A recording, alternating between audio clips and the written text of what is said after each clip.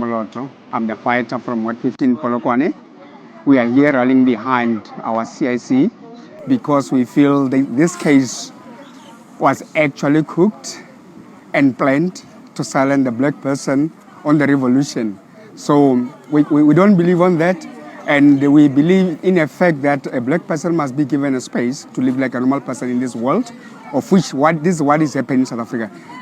The Afri Forum, the depression that we are still working on, the suffering, so we can't allow that. That's why we are here rallying behind our CSC. Something unexpected is happening in South Africa, and it is sending shockwaves far beyond the courtroom walls. Thousands of young people, members and supporters of the economic freedom fighters are gathering in East London.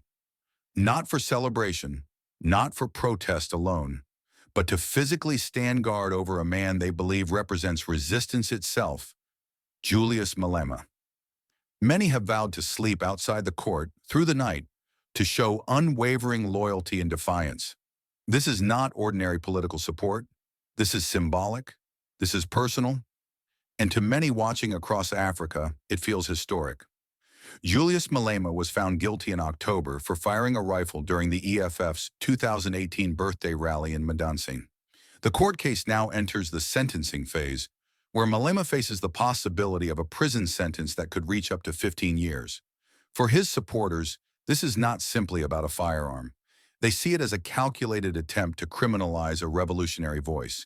EFF members argue that Malema has long been targeted for challenging entrenched systems of power, racial inequality, and economic exclusion. To them, the timing and severity of the case suggest political pressure rather than justice. This belief has transformed a legal hearing into a moment of mass mobilization. Young people have taken to the streets of East London in large numbers, chanting messages of unity, resistance, and African dignity. They say no racist system and no structure of oppression will intimidate them into silence. Sleeping outside the court is their way of saying, "We are watching and we are not afraid."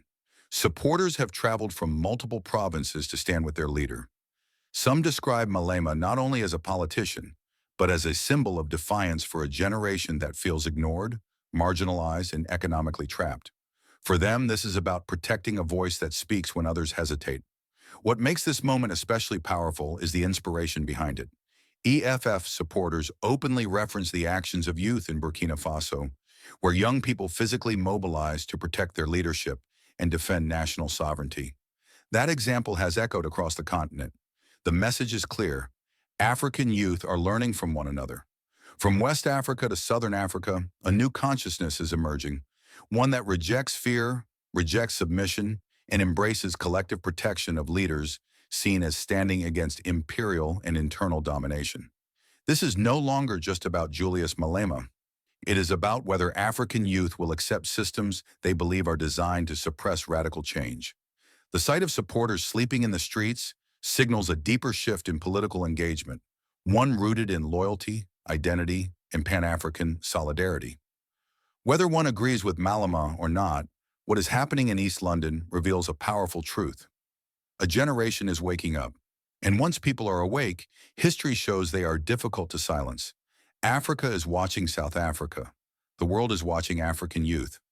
What happens next will be remembered, not just for the verdict, but for the courage displayed outside the courtroom.